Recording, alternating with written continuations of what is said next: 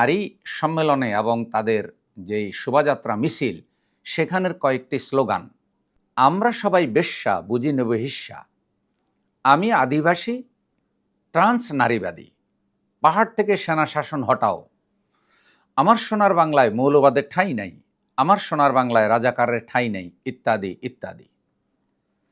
বন্ধুগণ, এরা এদেশের কয় পার্সেন্ট নারীর প্রতিনিধিত্ব করে?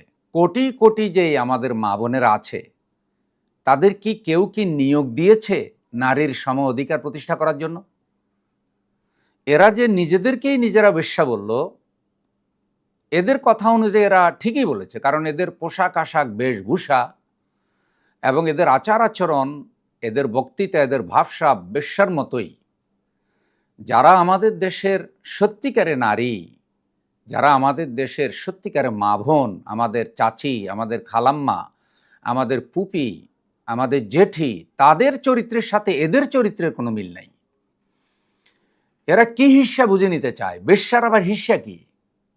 এরা কোন হিস্যা থেকে বঞ্চিত হয়েছে? বাংলাদেশে কি নারীর অধিকার কম?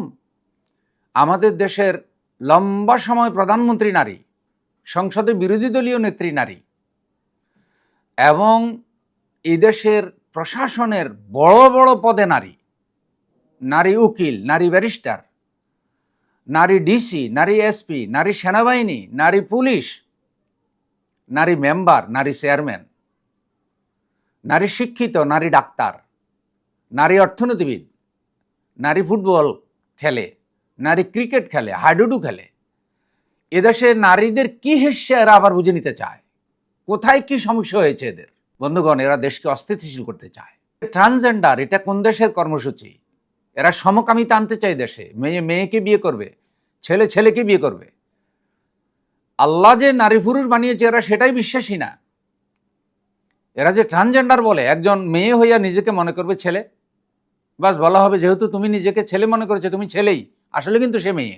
তারপর সে আরেকটা মেয়েকে নিয়ে তার ঘর সংসার পাতবে, অথচ দুটোই মেয়ে।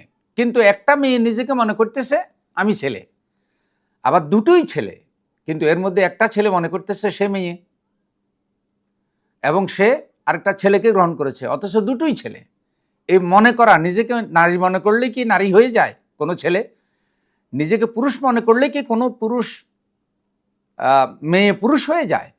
তারা এইসব মতবাদ চায়। এই যে পাহাড় থেকে সেনা শাসন হটাও, পাহাড়ে সেনা শাসন হটাইলে লাভ কার?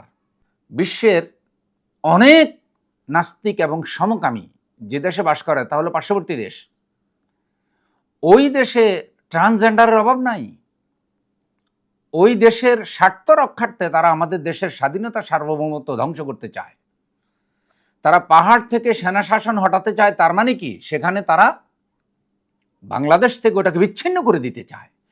এত মারাত্মক রাষ্ট্রবিরোধী স্লোগান দেওয়ার পরেও তাদের বিরুদ্ধে কিন্তু কোনো অ্যাকশন নেওয়া হয় নাই। অন্তর্বর্তীকালীন সরকারের এই উদারতা এবং তাদের এই সহনশীলতা অথবা তাদের এই চুপ থাকার নীতিকে গ্রহণ করে যদি বারবার ধর্ম অবমাননা করা হয়, ইসলামের অনুভূতিতে আঘাত হানা হয়, এবং ইসলামপন্থীদেরকে মৌলবাদ বলে গালি দেওয়া হয়, এবং রাজাকারের ঠাঁই নাই, এসব স্লোগান দিয়ে যারা দেশকে অস্থিতিশীল করতে চায় এবং পাশ্চাত্য সভ্যতা এই দেশে এনে যারা আমাদের কৃষ্টি কালচার ধ্বংস করে দিতে চায়, মনে রাখবেন দেশবাসীর উপর কর্তব্য তাদেরকে প্রতিরোধ করা।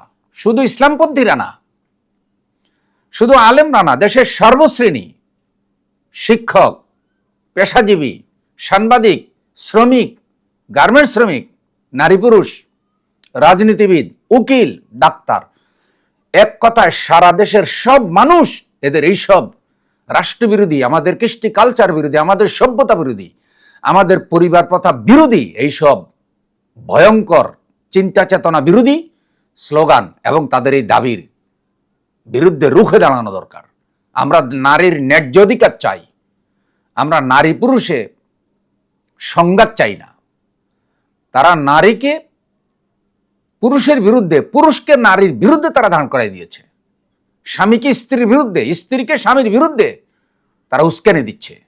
দেশবাসী, এসব যদি চলতে থাকে তাহলে 24-এর পরে যে সোনার বাংলার স্বপ্ন দেখছেন সেই স্বপ্ন কিন্তু বাস্তবায়ন হবে না। আসুন সময় থাকতে এদের এই অপতৎপরতা প্রতিরোধ করে দেন।